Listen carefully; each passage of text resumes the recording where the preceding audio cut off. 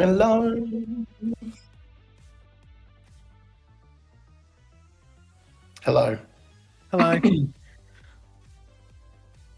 Yeah, sorry, I'm good. I'm good.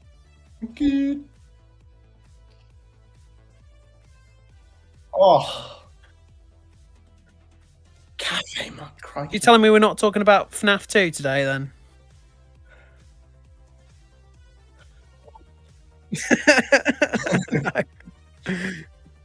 Oh, I don't care. There we go. Oh, nice.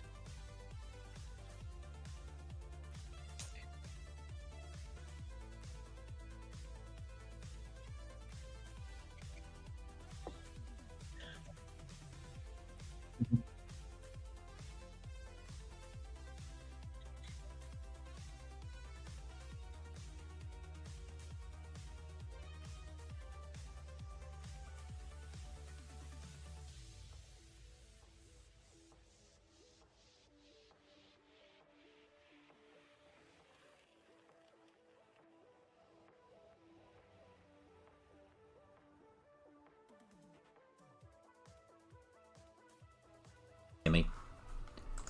Oh. Well, look at me being all professional and having the wrong microphone plugged in. I'm sorry. Oh my god. It's because I can hear myself and you can hear me, but it's because I've been using this little DJI mini microphone for my other stream earlier today and it was still on that setting. Sorry everybody. Right. Professionalism will now commence. I'll start again, shall I? Good evening everybody and welcome to are we calling this the OLL show, like a spin-off? No, I think it's more so just like its own separate thing. It's not like it's fair enough OLL then. Reviews. OLL reviews. There you go. OLL reviews. It's a new thing. We are here tonight to discuss the Fallout TV show, of course, with the last episode of season 2 out now. We thought now would be a good time to look back on these first 2 seasons and have a little chat about it. See what we think. Do we think it's a good video game adaptation? Are we pleased with what it has done and what it has achieved? And don't worry, we are not going to talk about spoilers for season 2 just yet, but we will be doing so at some point. We're going to start with talking a bit about the games, then we're going to talk a little bit about season 1, and then we'll do some big spoiler warnings to tell everybody to leave the room if indeed you don't want to find out about what has just transpired in season 2. We've got Marisa is here as well. How are you? One of our long-standing Twitch viewers. Wow. Everyone else is on YouTube. That's great. Excellent. Oh, fantastic. Nice to see you, though. Awesome. Blast from the past. Fantastic. So, Jack, Mike, Yes. You guys are probably more experienced with the games than I am, but I have seen both series of the TV show. But again, just to confirm, we're not going to talk about season 2 or the ending of just yet, but we will get there and we'll let you know when we're going to do that. So, shall we start by just having a little chat about what our experience is of Fallout as a games franchise? Because for me, I've struggled to get into Fallout. Which is weird because I am a big fan of Bethesda games. I love the Elder Scrolls. And I think the reason why I struggled a bit with Fallout, or at least it didn't have the same impact for me, was because I did Elder Scrolls games first and then I didn't play the earlier Fallouts. And then when Fallout 3 came out, I felt it was very much the same sort of thing that I've already played in terms of game mechanics and exploration and stuff. So it doesn't have the same sort of big hit with me, but of course I certainly appreciate everything that Fallout does, and obviously 3 and 4 is brilliant. 76 not quite so much, but we can get to that shortly. Tell me what do you think? Who wants to go first? Mike, Jack, what do you reckon? I'll go first. So my experience with the games, I played. So I was one of the ones that pre-ordered 76 at the cafe. Yeah, that was a quiet night, wasn't it? It was. But I remember playing it and thinking, because that was actually my first Fallout game, and then I promptly sold it. Wow. Because I was not enjoying it, and then I sort of knew of the Fallout games. I'd had friends who've played them. Yeah, Like, yeah. I know how good they are. And then I watched Series 1, I was like, oh my god, I need to play the games. And I was like, I have Fallout 4 for free. And I played the Yes, of hell out of course. that. And it was brilliant. So, and I want to play more of the Fallout games. And I have no means of playing 3 or New Vegas. You I have you refuse to play haven't 76. got a 360 at all? No. No, I don't. Wow, okay. I don't. I literally have my. I would have had an Xbox One, but I think I sold it to a little gaming cafe a few years ago. Oh yeah, you did. Yeah, we had that. It's still there. Yeah. It's literally still there to this day, Jack. It is still there. I know. He still I was like, uses oh. it. But yeah. So I think eventually, my brother-in-law has said when he can, afford to buy a new PC, he's going to give me his old one. So if I get a PC first, I'll play them on Steam. Mm-hmm. If I get if the remasters, the supposed rumored remasters that are come out before then, I'll probably get them, because 76 I've heard is the best one in the franchise, and it's not even done by Bethesda, which is quite funny. You mean New You Vegas? don't know that, I was just going. 76. I thought I just misheard something there. New Vegas is the best one. Yes, certainly Yeah. not 76. You said Did I say 76. 76? Yeah. No, I went New Vegas. Well, I sorry. mean that's some hot takes, isn't it? Right there. All right. New Vegas is the best. How about you, Mike? You're a bit of a Fallout aficionado, are you not? Yeah, I definitely would say I'm the one that's the most versed in Fallout out of the three of us. I mean, I had a friend who was very ride or die for Fallout New Vegas at the time. I had a friend that I sort of. Is there a reason why you can't see it? I can't see us on screen, We can't see us on the John. screen. Oh, that's fine. Don't worry. It's all good. It's coming back. All right. Well, yeah. So I had a friend who loved Fallout New Vegas and talked about how it was one of the best games ever. And I went into some shop, I can't remember now, but I got the Game of the Year edition, so it had all the DLC for about 15 quid. So just burnt through New Vegas, thought it was fantastic. I absolutely loved it. I played it more than any other Fallout. I went back to 3, which I liked, but I didn't like as much. It's hard to play 3 after you've played New Vegas first, just because it is like a slight it is slightly sort of better in terms of the combat, the gameplay feel and all that. And then Fallout 4 I played on release and I bought all the DLC for it. I have a weird relationship with Fallout 4, which is like, when I first played it, I really enjoyed it, but then as it's festered, kind of like with Skyrim actually, as it's festered, I realised that a lot of the reasons why I love Fallout, or at least the game, which is obviously going to be different from the show, but like, is like the RPG mechanics, which have got very stripped back in Fallout 4 to make it a more, like, I guess, more relatable shooter, kind of like how Skyrim was. But so like, yeah, but I love the series overall. I mean, I liked Far Harbor. That was a good DLC.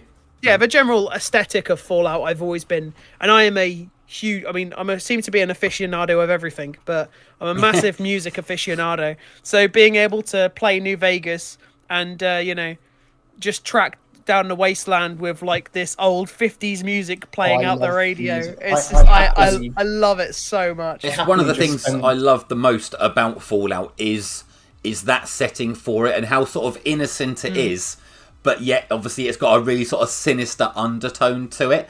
And you have to think, a lot of the music from the 50s, it was very upbeat, very positive, very much about, the American dream and all that kind of stuff. But obviously it's in the context, if you think of like real 1950s music, it's in the context of, we're so happy because World War II has just ended, basically, like 5 years ago, and we're actually rebuilding half our population because so many people have been killed in recent years. So let's all be very positive, and it's. I love how that kind of is juxtaposed against it with 50s music. Sorry, Mike, go on. I mean, you've got like big part of Fallout lore is the behind the scenes fighting between America and Russia for like resources, and it's very emblematic of like the 50s and the Cold War. Yeah. At the time, that was kind of brewing behind the scenes.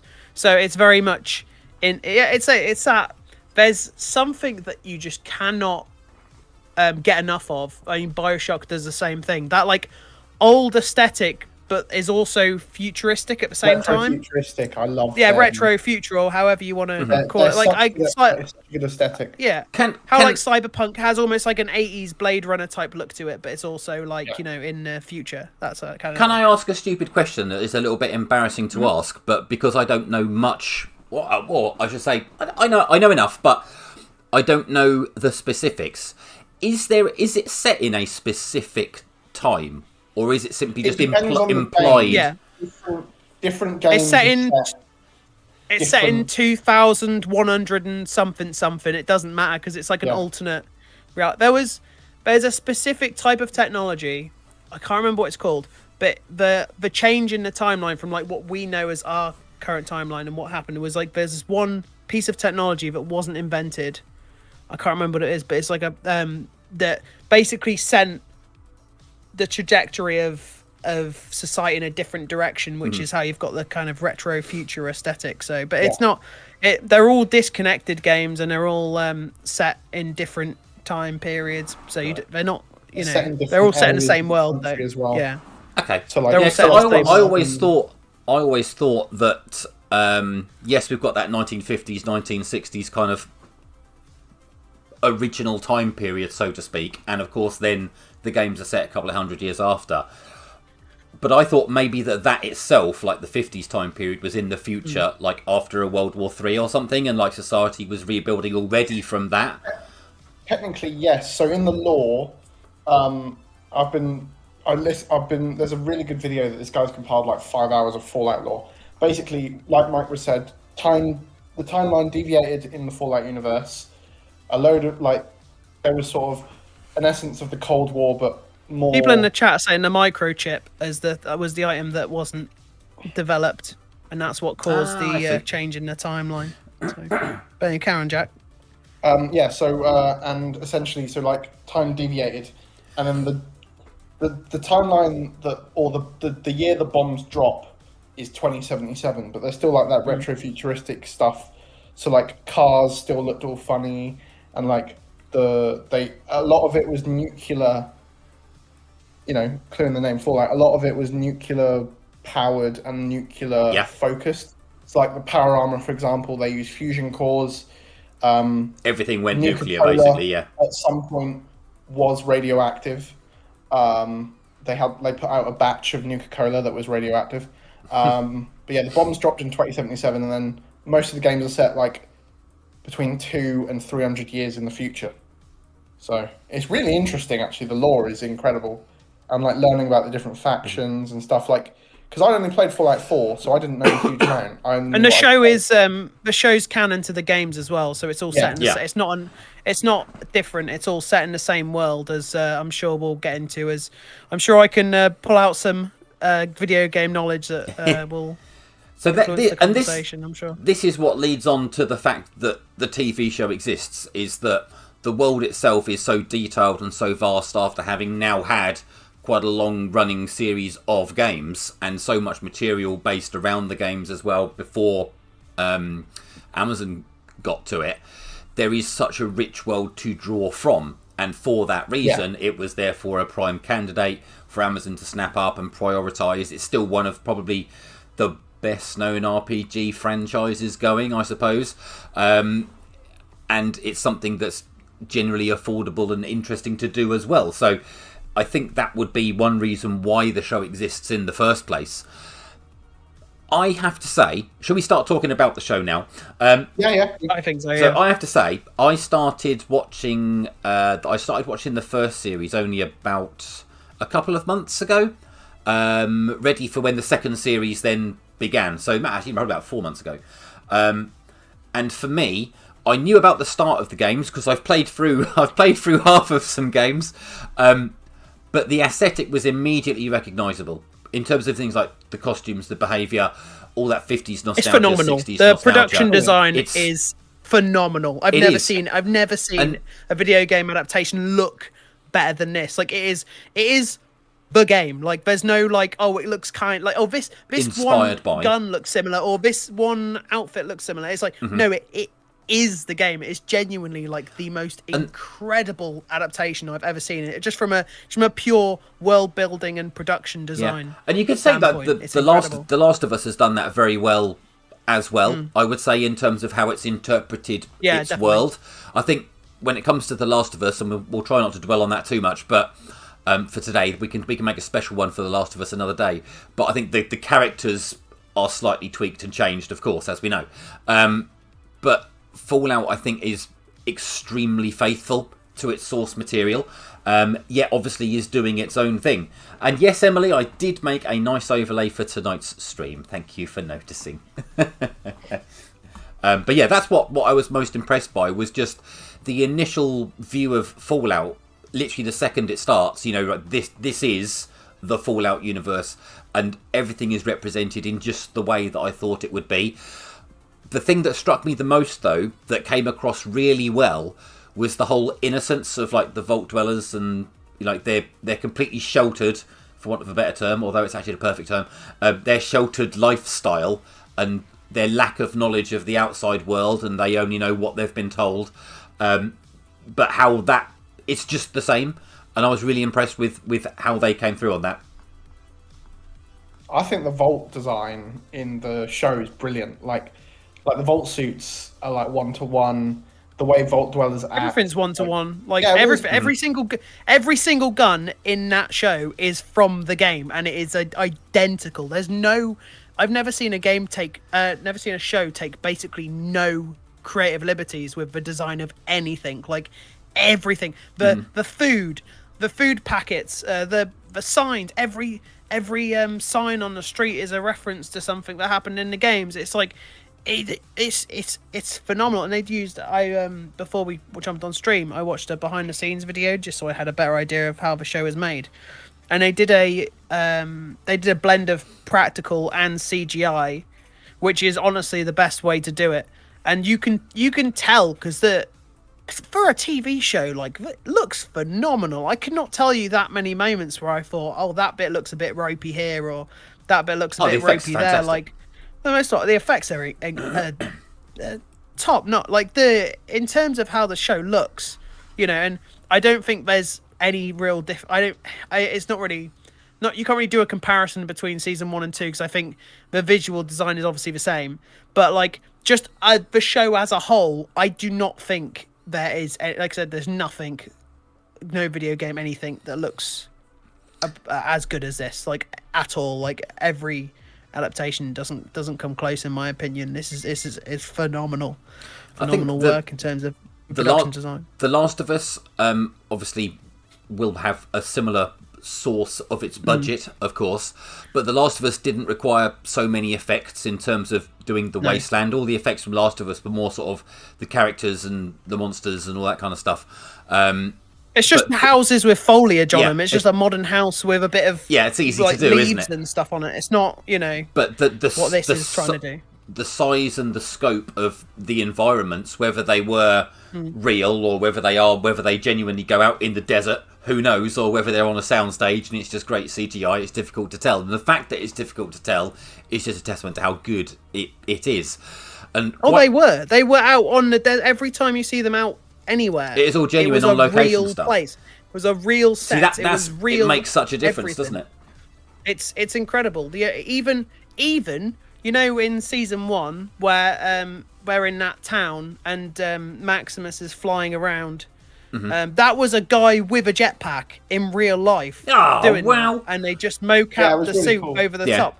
It's crazy, and the ghoul effect, like all the creature effects. Yeah, the ghoul. I love Walton Goggins' character. Like, Walton Goggins is.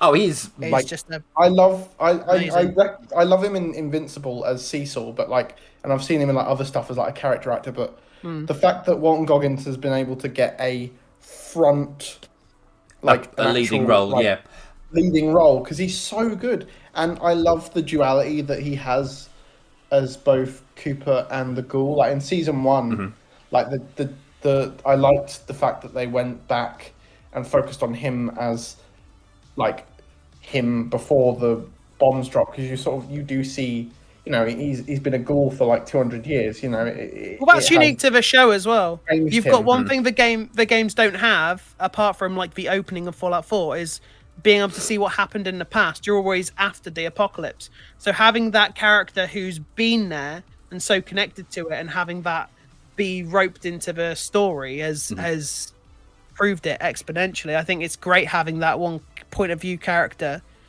to kind of bring it all together, really. So you know what happened in the past. It builds the lore instead of it creates a whole load of questions for you as the viewer as well. Is trying to explain, why is this like this in this current modern time period? Why is this like this? And then you get some little tidbits of it, but not quite enough to explain everything. And a lot of it you have to kind of put together yourself. And I did like the fact that it doesn't explain everything 100% for you.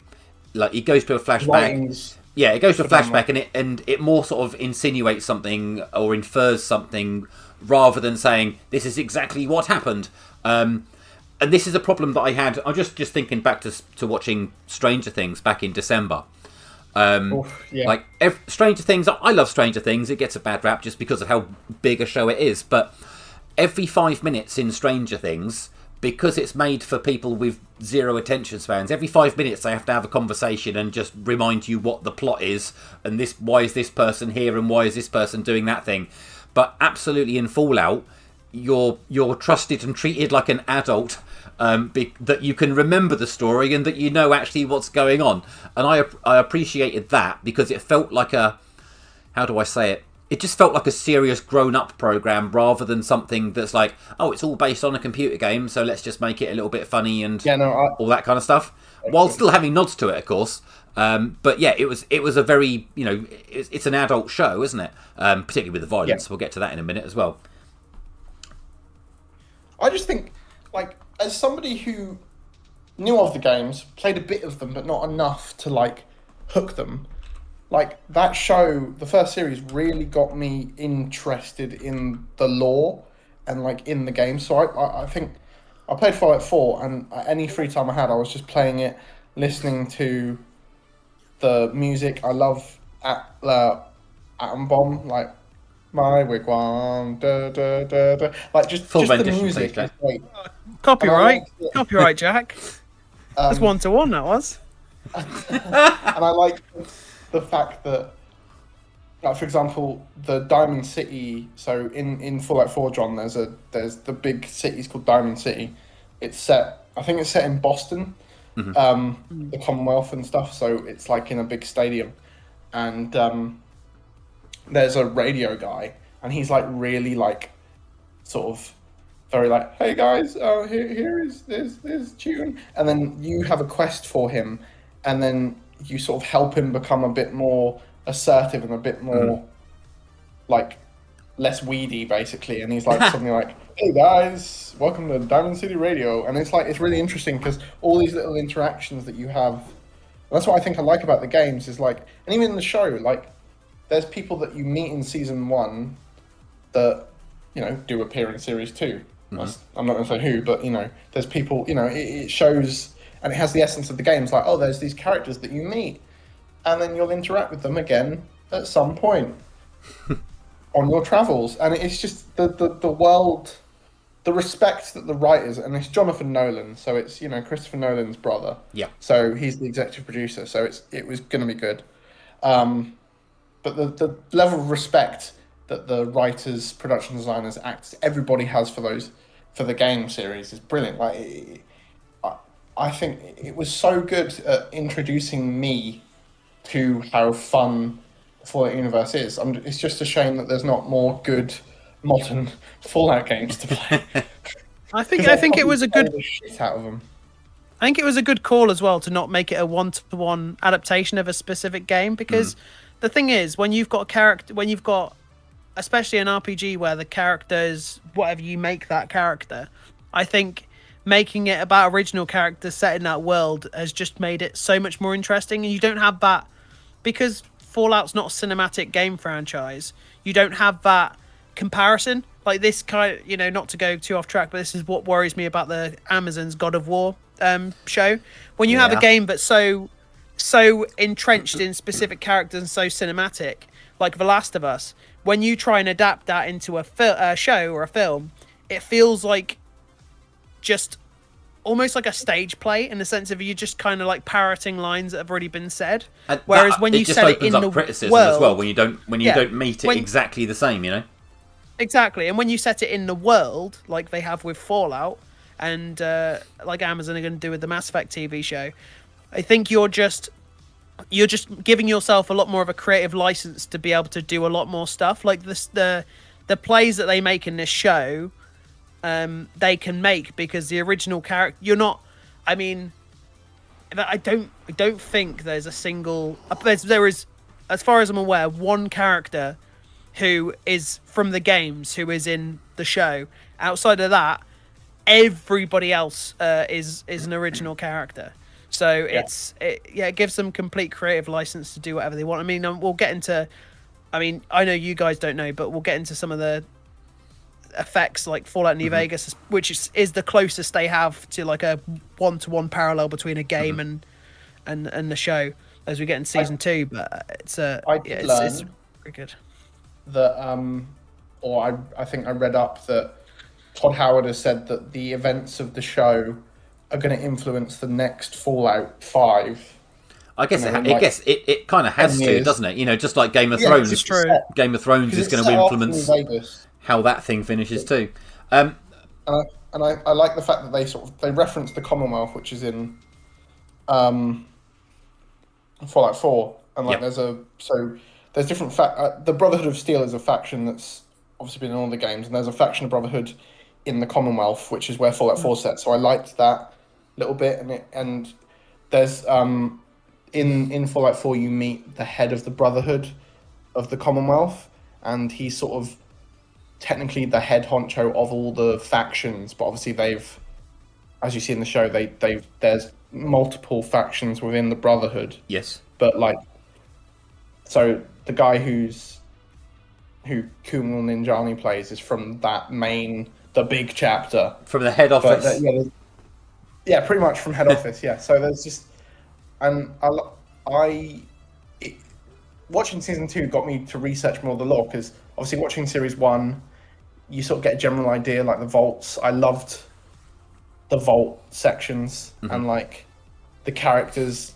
Also, I saw on I think it was either season 1 review or I read it up somewhere, that at the start of series 1, Lucy is telling her special. So, you know, like in Fallout, the general thing is with the Vault Boy, you've got strength, perception, charisma, all that stuff. Yes. Intellect, agility, luck. So Lucy basically says her special characteristics in her opening speech of the show. Like when she's doing the interview, she's doing her special characteristics, which I thought was pretty cool. Yeah. So there's so much games and interesting stuff that they do for the games, and make it work within the show. Yeah, and it's clever stuff. It's clever stuff. You see here, it's great. So in season one, there are 3 main characters. So just try and sort of streamline things a little bit. What did we think of the 3 main characters being Lucy, Maximus, and the Ghoul? And what do we think about their sort of journey through that first season, as they all sort of going in and out of each other, trying to get the head of this one person, whilst Lucy's trying to find her father? I think the least developed for me, I think at the time, was probably Maximus. I think Lucy... I didn't like him at first at all. I really, it took the whole season and even a little bit of season 2 for me to grow accustomed to him, because at first I wasn't sure what to think of him. I mean, in the first season, you're like, did he put that blade in that person's boot? And then you're like, he did kind of let that guy die. Granted, he was insulting him. Yeah. And there was some questionable things he did in that first season.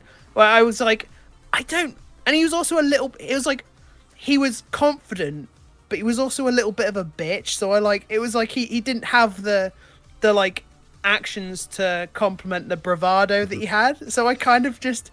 I kind of found him unlikable for like most of the first season. Like I said, I warmed up to him eventually, but I didn't like him to start. Yeah, I did. I found Max a bit like, do I like him? Do I not like him? Because he sort of. I like what Aaron Morton does with his facial expressions, though. You sort of see Maximus sort of like there's not. It's a show don't tell type thing where like you know he's sort of giving. There's facial cues to like what's he deciding, what's he doing, what does he want to do. Like in season 1, he's like 1 minute he's all, yeah, I'm the Brotherhood dude, and then the next he's like, do I kill this person? Do I not? You know, I think like he's trying to be all cool because he's a knight. And then in series 2, yeah, he definitely does get better. I think Cooper Howard's character, the ghoul from the get-go, was just awesome. Like his opening in the show. And his theme as well, like the hey, like the Western theme is great. I liked how he was used sparingly to start with before you start to understand his character, because at first it's like how dangerous is this guy? Is he a good guy or a bad guy? And I wish that they'd have sort of had that question mark going for a bit longer. I think without a doubt, for me at least, he's my favourite character in the show for sure. Yeah, he's my favourite. I think they had a benefit of making Lucy so naturally likable from the get-go that when you had the Ghoul and Maximus who were doing questionably dubious things, especially the Ghoul who was, let's look at Dogmeat for example. First thing he does to that dog is stabs it, and like, but then eventually he comes to really like the dog, and that's kind of like the journey he has with Lucy, whereas like she's just a means to an end, but then they do genuinely start getting a bond. I think it's having Lucy being that good, morally good character kind of gave you a little bit of license to maybe not be as that sure about the other two, because you always had like her to fall back on as like a character that you were rooting for. It also gave a character that can ask questions to help explore to explain the lore and the world for people who weren't too familiar to people like me with the games, and I found that a nice touch. Something I really did like actually with Lucy's character is that from time to time she would pay as you'd be walking from one place to another, but she'd come across like some abandoned building and there'd be a guy in there, and she'd just go and have a conversation with him, and she'd either have to kill him or finish the chat and move on. And it did feel to me like, oh, this is literally like an open world RPG where you're going somewhere and you just happen to come across this building and you just have a look inside and see what's in there, and it's either something that can kill you or it's just something simple to get and you carry on. That I accepted that as a bit of like the gameplay of Fallout or open world RPGs being incorporated into the show. Well, I think it helps having such a simple through line. Like at the end of the day, they all want this. They all want a MacGuffin. It's all, we want this head with this thing planted in it. Not having such a simple, I need to get from here to here, has given everyone more creative license to sort of do whatever they want. I think I don't know how they would do this differently, but like one thing that did bug me a little bit about season 1 was there was just a little bit. Sometimes it made sense, but other times it was like, so are there only like 8 locations between like here and here, because you all seem to be meeting in the same place? Like, what? I understand like it's when just they're how the following map was tracks made or something. It's how Todd made the map. I understand like when they're following someone's footsteps or they've got like a tracker, but there were definitely times where it was like, why? Like the guy who gets shot in the neck, he just happens. Thaddeus. He just happens to come across the dog in the ice box, and there was no reason why he would have come across it. It's very much like I said, characters were like meeting each other, and it didn't always make sense why they'd be in that location. Yeah. It made the world feel smaller in a way when you're talking about the entirety of California. Essentially, I can forgive it. It's a television show. I can forgive that. Yeah. Those sort of happy it didn't ruin the show for that me. you I need. just thought it was a little bit of a. But no, I see what you're saying. I mean, what do we think? What do we think about the vault stuff? Like in terms of like the plot in the vault that was sort of taking place, because that's the kind of like the fourth, I guess like the fourth storyline that's maybe fifth if you count the stuff in the past that was going on. Because I was not sure on Lucy's brother to start with, but I actually grew to really like him I quite liked her brother quickly. from the get-go. He became very you think he's like this meek, like unsure of himself, scared little guy, but he's actually a lot more capable than he originally sort of gives off, you know. I think I liked the whole Vault. a lot of the storyline. cast in that. I can't remember his name. The guy that's also in Severance, who Oh, Zach Cherry. who was vying to potentially be one of the new leaders. I wish that he'd been used a little bit more. I think, Yeah, and yeah. I hope that he's going to come back in future to help save the day, so to speak.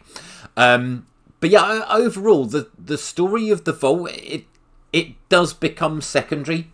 As good as it is, but it's certainly the B plot, or maybe the D Well, that plot. was like the big mystery, wasn't it? Like the Vault stuff was like the other bits of this first season were action, and the Vault stuff was like the mystery building, and then obviously you get that reveal at the end of season 1 where you find out that all the managers are in like cryostasis, and that guy that you keep seeing, Bud, is now like a brain on like a Roomba. Yeah, And that's kind of like all it's building to, and even in season 2 it has the same sort of like through line where it's building on mysteries and building on sort of the big reveals. That's kind of what that sort of plays throughout the season, really. Shall we allow some discussion of season 2 to enter the chat now? So should we do a little this is kind of like your spoiler barrier if you haven't watched season 2. Are we going to talk about the finale of season 2, or should we hold off just mentioning finale things? I think we should. For now? We should talk about the season more generally, and then go. We'll talk about the finale in about sort of 15 minutes. Season or so, 2 okay. and some season 3 stuff as well. Okay, theories and things like that. For me, I think season 2 improved on season 1 in a lot of ways. Just because now that we have the world established for the viewer, we can now introduce more of these new factions as well. And you can say that they've probably got a bit more of a budget as well with the set pieces and like the fight scenes and everything, the monsters. I've thoroughly enjoyed season 2, and I watched it. I went through it a lot faster than I went through season 1. So season 2 is brilliant as well. It's equally as good as season 1. Which one do you guys prefer, and what did you enjoy about it? I think I preferred season 2, and that's purely because I watched season 1 not really knowing much, and it's sort of it's its own concise story, but obviously leaves on a cliffhanger, and then you get obviously the Deathclaw head at the end. But then season 2, it builds on what happened in season 1, and you start off with these already established characters and the events of series 1, sort of, and then you just build on it, and it was just really fun. And I loved, like, you sort of see more stuff like when Lucy, like, gets addicted to drugs, and, like, Thaddeus. Thaddeus is an interesting character, I think. I'm excited to see more of him in Series 3, because I didn't like him at first in Series 1 until towards the end. And then Series 2, I found his character very funny. Well, he becomes the comic relief, doesn't he? After being a bit of he was literally just a one-dimensional character. He was just a bully for what you saw of him in season 1. And I wasn't expecting to even see him come back after the first few episodes. I thought that he was just part of the setup story. But yeah, now he's became quite integral by the end of it. I've read up what he potentially is becoming, and it looks mental. Who else? Matt Berry in Series 1 as Mr. Hands, Mr. Handy. They should have got Matt Berry back. But yeah, I think, and the introduction of House, because obviously I knew of House because of New Vegas been out years, and he's a very integral character to New Vegas. But Justin Theroux as Mr. House, I thought was really, really well done, and they didn't use him too much, and I feel like he might be a more integral character in Series 3 based off of what happens at the end. But yeah, I'm definitely excited to explore more of House because, from what I understand, he's quite a compelling character in the games, and and also the Legion and the NCR. Like the NCR is it's a very recognizable Fallout faction. The NCR, because obviously the courier in New Vegas is on the cover, and like I knew of the NCR through just general gamer knowledge. Mm-hmm. You know, I think that there's so much good stuff in this. I mean, the Ghoul, just Cooper Howard, just such a good character, so good. I want just him. I'd happily just watch a whole series of just like Walton Goggins playing. I mean, to be fair, half of it was exactly that. And of course, the big sort of main thing was the new setting of Vegas, which of course is something that you've thoroughly enjoyed, I understand, Mike. Yeah, I mean, I'm pretty ride or die for Fallout New Vegas. It's definitely my favourite in the series. So I was looking forward to going into Season 2, and I picked up on a million Easter eggs and all that, and I love seeing the different factions, though they're so, you know, without going into massive spoilers about the games necessarily, but there's all the factions. You kind of have to, the big plot line of the game is basically you choose which faction to side with, and based on the events of the game, there's an option in the game to basically side with none of them. And based on how all of us, every single faction is not doing great in the events of the show, I think that's most likely the canon ending. Because you can also side with Mr. House as well in the game, and I mean, Mr. House even references that he's been sort of stabbed and shot and hit with a crowbar, whatever he said. Yeah. So like that seems like that's the ending they're sort of canonizing. But I think I actually like season 1 more, despite how much I love seeing all the New Vegas stuff. And I think that's because, so I mean, I am a bit of a sucker for like an origin story, and I think all the stuff with Cooper Howard in the past I thought was better in season 2. Like it was way more interesting. But I think the plot lines, all of the plot lines for me, apart from Lucy and the Ghoul, I think were a step back. I felt like what Lucy's brother was doing didn't really go anywhere. I found that kind of boring. That was probably the weakest part of the season. Also, I talked about contrivances in season 2. Like, I think it was really stupid that there was those rad roaches attacked that room and they're all getting like murdered and stuff. I was expecting him to run in and like rescue that one woman. Yeah, but the fact that he hid under a table and she just happens to be the one that didn't die out of all of them, felt like that seems a bit I don't know, convenient. Contrived. But I mean, yeah, convenient. I mean that one I didn't really, the stuff in the vault.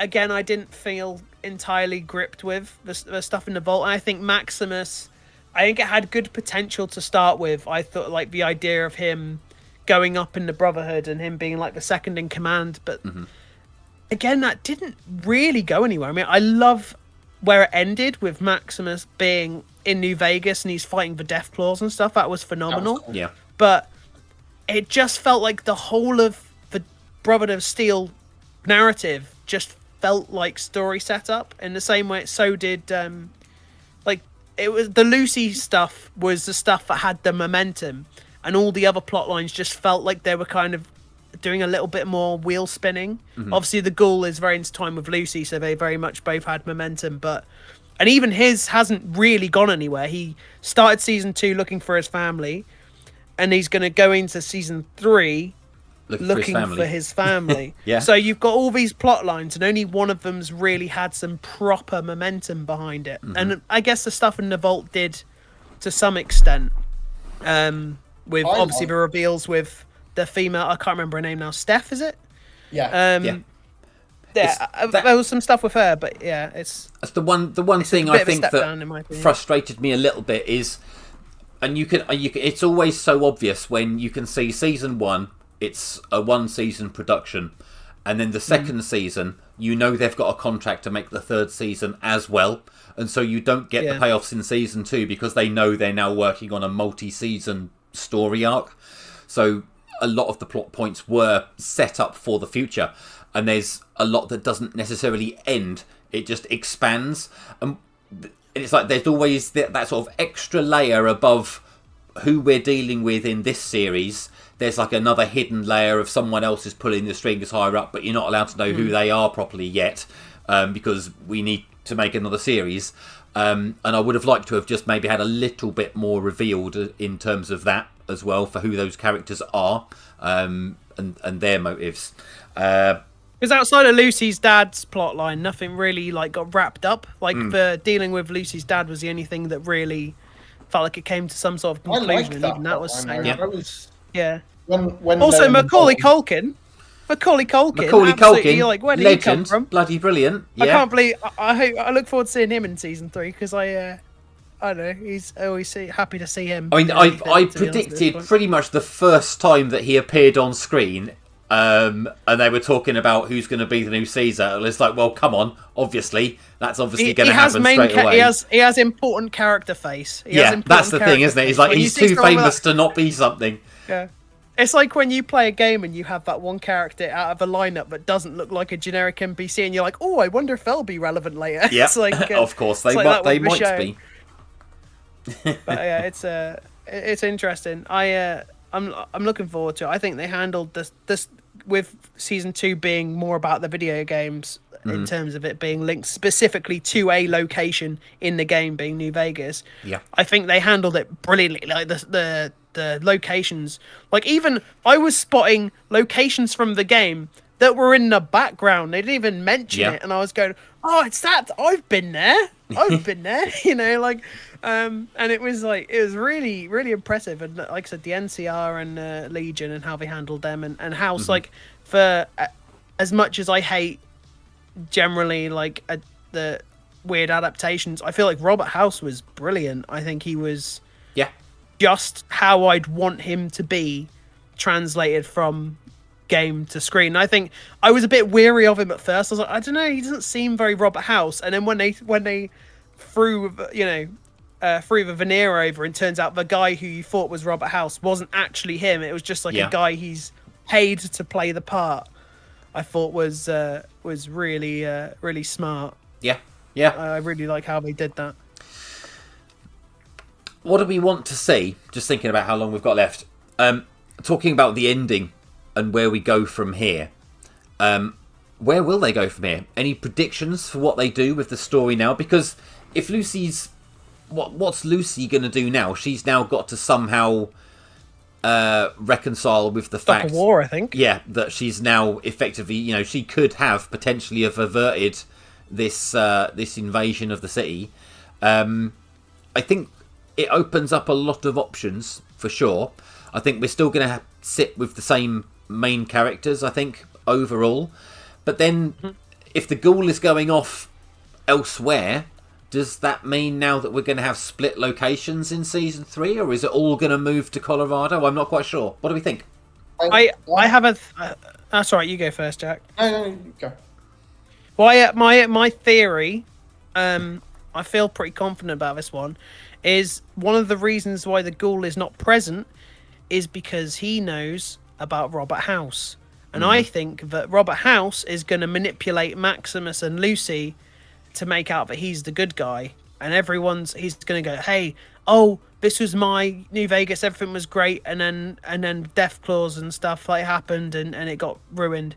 So I think the reason why he's not been written out of the show, but the reason why the ghoul's been sort of put over there is because of the fact that Robert House is going to try and basically pull the strings and manipulate Lucy and Maximus. I don't know what so the post-credit scene with the Sentinel, I can't remember what it's called now, the Prime Sentinel, whatever it was, Legis Maximus Prime, I think, something like that. Yeah, I don't know how that's going to lead into season 3, but I think they're going to do a big power play. I wouldn't be surprised if somehow the Commonwealth become involved in a big way. But I know what you mean. I think the show's runs the risk of being too, like, all the storylines have been so interwoven.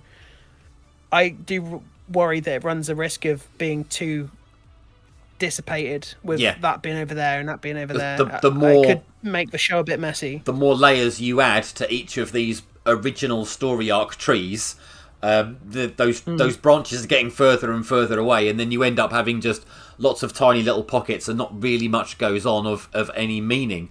Unless they can tie it together well. Though. Sorry, Jack, go on. Say again. They have got rid of Hank, though, technically, because he obviously... I like that he says that the surface was the experiment. I was like... Yeah. Because I'm like, oh my god. But I think because he's now, Lucy put the chip in him because she was, fair enough, pissed off at her dad for trying to brainwash her. Mm-hmm. And he sort of wiped himself now, and she's sort of reconciled with the fact that her dad is gone. I think Hank will now be either a side character or he will just, they'll probably write him off in some way. I think he's getting his memories back. I think it's going to be a whole season arc, and I think you'll see him slowly get his memories back, and then he's going to end up sort of taking control again. That's what have you ever known any TV or movie where someone loses their memories and doesn't get their memories back? Ever. Exactly. Of course, it's going to happen, isn't it? I don't know. I don't think it will, personally. I think they'd... I care less about that story, though, to be honest. Because now we've effectively got a war. So we're going to have... There's going to be so many fight scenes and giant battle scenes and all that kind of stuff. Particularly with, obviously, what was in that final reveal as well. So I think we're in for a treat, I would say. How long have we got to wait for season 3? Is it like going to be ridiculous, like 2 years or something stupid? It's going into production in May, so it honestly might just be a 2-year turnaround. So that's not, to be honest, not actually that bad for a show of this scale. Like a 2-year turnaround's really good. For that, then, so Stranger Things series 1 to 5. Yes, we got that before GTA 6. Yes, we did, the whole lot. So you've got to think, and like most TV shows, like I think the gap between Stranger Things series 3 and 4 was like 3 or 4 years. Yeah. And Stranger Things series 4 came out in 2022, and it was 2025. So yeah. I mean, they had COVID in that as well, though. But yeah, I remember I went to Stranger Things live at the end of season 3, and that was like a decade ago. That's mad. That's crazy. I can't wait for the memes. We got 5 seasons of the Fallout show before we got Fallout 5. But that's the next thing, isn't it? Is if they... I mean, how many seasons do you think this is going to run for? Last of Us, they've said is only going to be 3 now. Whereas I think they should cap it at 3. I think... Because most shows go on too long. Yeah. And then, like, if you look at Stranger Things, they fumbled Series 5 massively. Yeah. Because it went on too long. I think Amazon need to look at what's happened before. So, like, with Game of Thrones, apparently Season 8 wasn't good. And then Stranger Things Series 5 wasn't good. I think a good, like, 3-season show, or even 4, like 4 at a push. Yeah. I think... You want it to be its own concise thing, but you don't want it to go too far. Like Breaking Bad was what, 5 series? Yeah, I believe so. Yeah, that's one of the best that was shows I've ever watched in my life. Even then, I mean, season 5 was great, but they could have probably done it in 4 if they needed to. So, yeah, but like exactly, I think too many TV shows do too many series now, and there's a lot of filler content. I think you have 1 series, even 2, 3 at a push. Of solid, decent writing, production design, characters, all that stuff. Wrap it up, put it in a nice bow. Well, the thing is, TV is just made in a completely different way. But I'm from an era of Star Trek Next Generation where we would have 25 episodes every single season, and there would be 7 seasons, and at least 80% of it would be brilliant. Yeah, I watched a different world though. 9 series. With like 22 episodes each, it was insane, but it was great. Sorry, there'll Mike, be at least 4. There'll be at least 4. Like, I like to think that if this was the final season, we'd know about it. Well, I suppose that they've made any hints that this is going to be the final season, so I think it'll be at least 4. I mean, I'm pretty sure the viewer numbers for this show's strong. I feel like I do worry that the next season is just gonna be like another layer deeper. By Like the numbers, let's make more. every season. No, I mean like in terms of like the mystery of it. Like it's gonna be okay. The next season's gonna be like, oh yeah, that guy who was behind this is actually he's not the guy at the top. There's a guy below. there's another him one. who's even Yeah, more behind it. And suppose, it's like how many. I kind of want everything to be like have all the revelations in next season, and then have season 4 be like, right, we know everything now. Let's do the thing. Let's wrap it up in a big way. Let's send this home. The difference here, though, compared to something like The Last of Us, that they're copying the story of The Last of Us and it has a finite end and we know it's going to end. This, of course, Fallout is not made following particularly a plot of a game.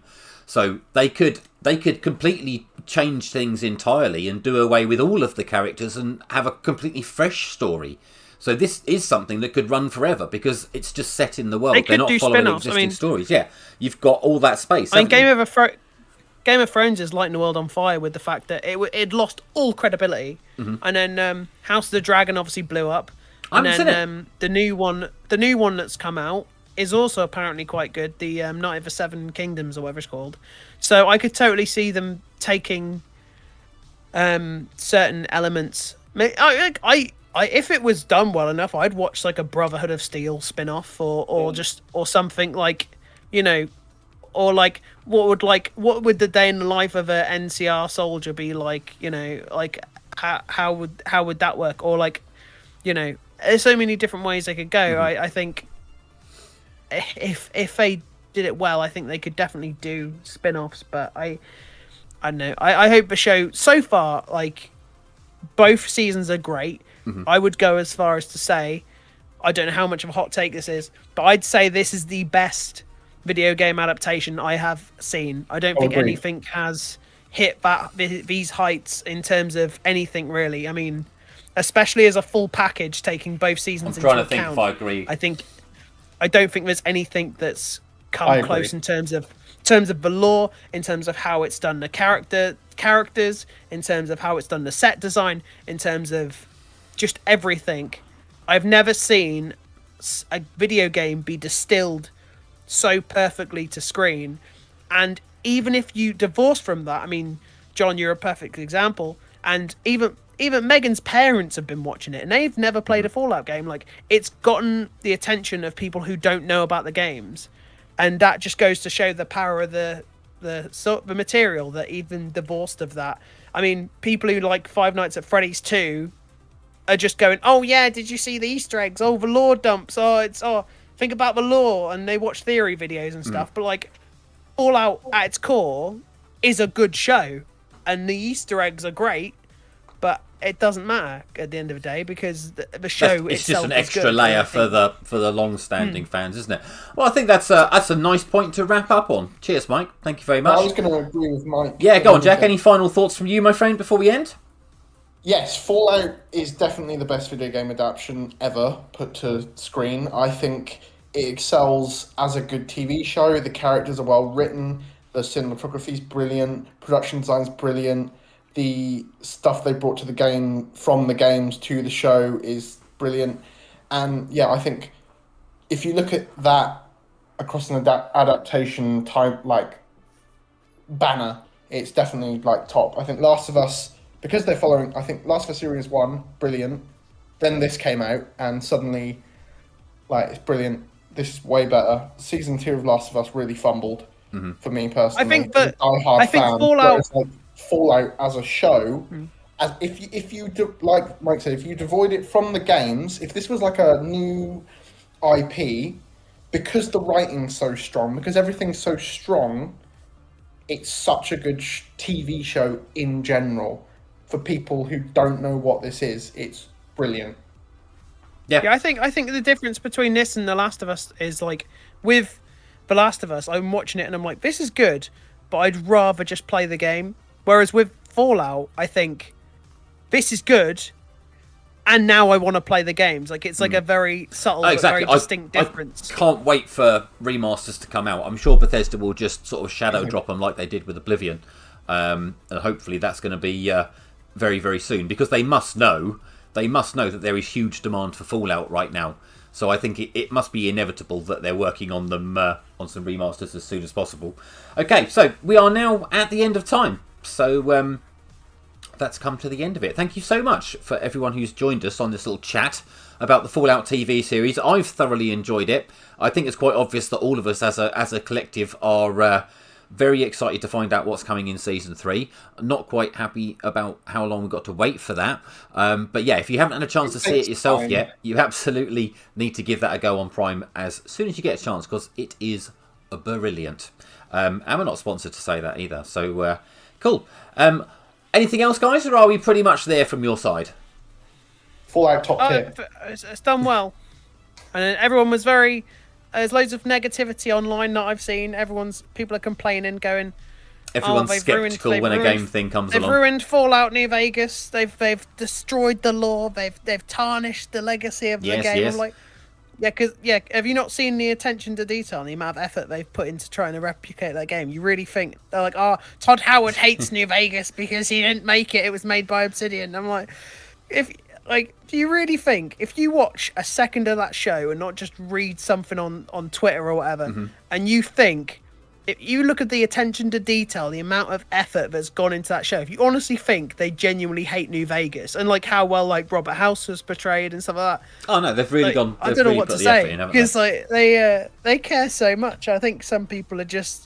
I mean, well, it's the internet. People just hating for the sake because they got nothing better to do. But yeah, it's a brilliant show. I wouldn't listen to the naysayers. It's definitely worth your time. Watch it if you haven't. Well, if you haven't watched it, you've just had most of it spoiled as well. So, all right, Sorry. We're done then. Cheers, guys. Thank you so much for everybody who has taken the time to join us and chat tonight.